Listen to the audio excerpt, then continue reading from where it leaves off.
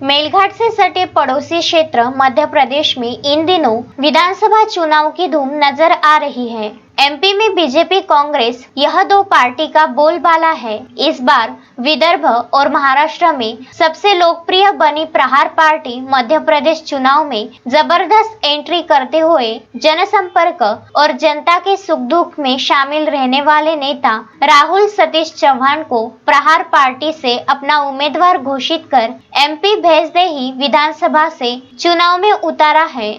बताया जाता है बीते शुक्रवार को बड़ी संख्या में प्रहार प्रत्याशी राहुल सतीश चौहान का मेलघाट प्रहार विधायक राजकुमार पटेल की विशेष उपस्थिति में नामांकन दाखिल किया गया। इसी दिन प्रहार उम्मीदवार राहुल सतीश चौहान की प्रचार सभा का प्रहार विधायक राजकुमार पटेल के हस्ते श्री गणेश कर मध्य प्रदेश की वर्तमान भाजपा एवं तत्कालीन कांग्रेस सरकार के खिलाफ मेलघाट के विधायक राजकुमार पटेल ने हुक्कार भरी हजारों की संख्या में उपस्थिति जनसमुदाय को मेलघाट प्रहार विधायक राजकुमार पटेल ने संबोधित कर कहा, भाजपा सरकार जनता के लिए सिर्फ झूठी घोषणा करती है, बड़े बड़े वादे करती है। हकीकत में भाजपा सरकार सेठ साहूकारों की सरकार है। कांग्रेस पार्टी में ईमानदार कार्यकर्ताओं की कोई कीमत नहीं है।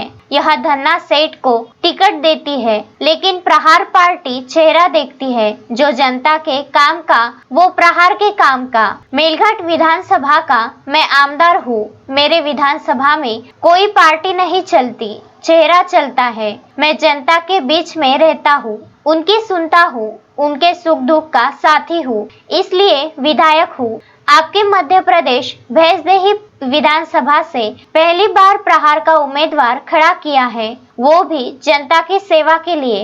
राहुल सतीश चौहान यह उम्मीदवार बाद में है, पहले आपका मित्र है, आपका भाई, आपके सुख दुख में शामिल होने वाला साथी है।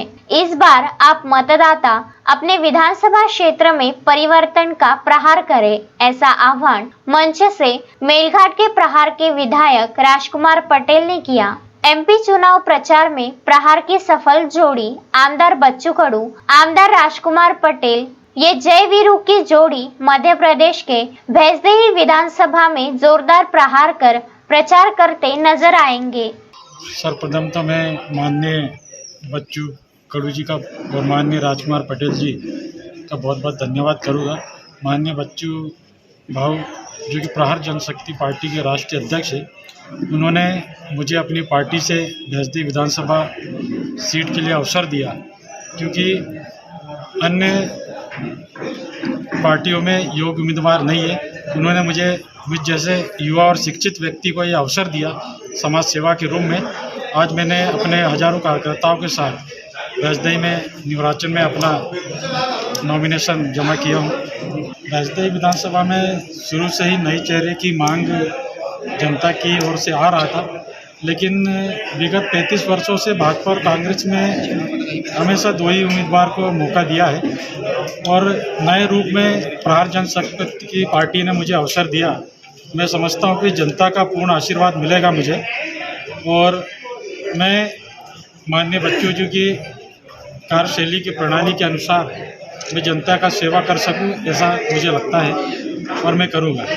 आज भैंसदेही विधानसभा ये जनजाति वर्ग के लिए आरक्षित है और इस विधानसभा में मुख्यतः एक पलायन की बहुत बड़ी समस्या है।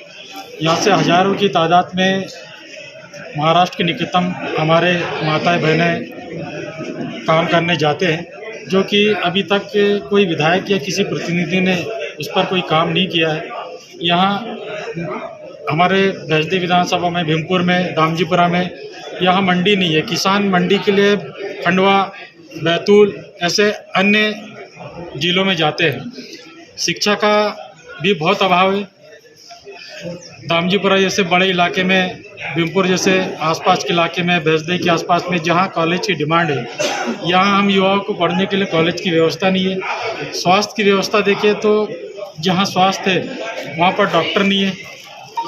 तो ऐसे निचले स्तर की अनेक समस्या है, जिसको मैं समझता हूँ कि अगर कोई पढ़ा लिखा उम्मीदवार जनता उसको विधानसभा में भेजती है तो निश्चित तौर से वो इस विधानसभा को विकास में गति देगी। मैं उनसे यही निवेदन करना चाहूँगा कि इस बार परिवर्तन कर आप एक योग्य और शिक्षित व्यक्ति को और मुझ जैसे युवाओं को, क्योंकि युवाओं का अवसर कम मिलता है, आज प्रहार जनशक्ति पार्टी ने एक शिक्षित और युवा वर्ग को मौका दिया है। तो मैं उन सभी मतदाता भाई बहनों और हमारे सभी किसान भाइयों से निवेदन करता हूं कि अगर आपका सहयोग रहा तो मैं आपकी हर लड़ाई, हर आवाज़ को उस विधानसभा में पहुंचाने का प्रयत्न करूंगा जिसकी अपेक्षा इस क्षेत्र की जनता चाहती है। तस्मीन शेख, सुलेमान मेमन, जुगल किशोर जायसवाल के साथ शकील अहमद, विदर्भ न्यूज, धारणी।